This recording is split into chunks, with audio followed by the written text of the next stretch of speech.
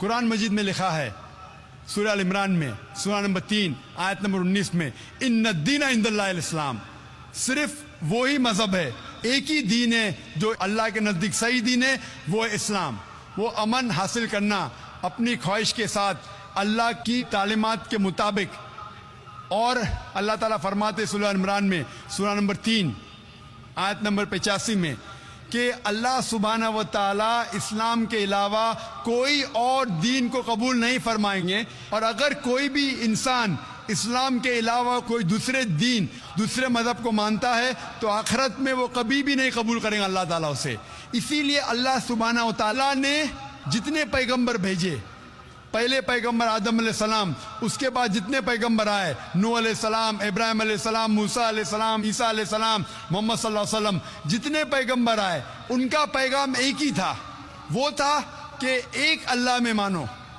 اور ایک اللہ، ایک خدا کی عبادت کرو، اور اس خدا، اس اللہ کی کوئی پرتیما نہیں، کوئی عکس نہیں، کوئی فوٹوگراف نہیں، کوئی پینٹنگ نہیں، کوئی بت نہیں، کوئی مورتی نہیں، کوئی اسٹیچو نہیں، کوئی اسکلپچر نہیں۔ سارے پیغمبروں کا ایک ہی پیغام تھا۔ تو اللہ نے دین، مذہب صرف ایک ہی بھیجا، لیکن لوگوں نے اپنے فائدے کے لیے یہ پیغام کو بدلا۔ جب بھی پیغام بدلا، اللہ نے ایک نئے پیغمبر کو بھیجا صحیح پیغام دینے کے لیے۔ پھر کچھ وقت کے بعد پھر سے پیغام میں ملاوٹ آئی۔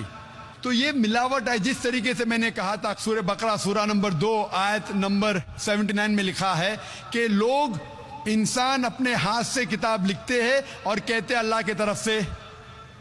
اپنے فائدے کے لیے، ان کے اوپر لعنت ہے، ان کے ہاتھوں پہ لعنت ہے، اور وہ جو چیز کماتے اس کے اوپر لعنت ہے۔ لیکن جتنے پیغمبر پہلے آئے وہ صرف اپنے قوم کے لیے آئے تھے، اور ان کا پیغام محدود تھا ایک وقت کے لیے، جب تک نیا پیغام آئے گا۔ لیکن کیونکہ محمد صلی اللہ علیہ وسلم آخری پیغمبر ہے، وہ صرف مسلمان یا عربوں کے لیے نہیں بھیجے گئے تھے، وہ بھیجے گئے تھے سارے عالمین کے لیے۔ جس طریقے سے اللہ تعالیٰ فرماتے سورہ انبیاء میں سورہ نمبر 21 آیت نمبر 107، وما ارسلناک الا رحمت للعالمین، ہم نے تمہیں نہیں بھیجا لیکن صرف رحمت بنا کے سارے عالمین کے لیے، ساری انسانیت کے لیے، سارے جہاں کے لیے۔ تو دین، مذہب اللہ کا صرف ایک ہے، اسلام۔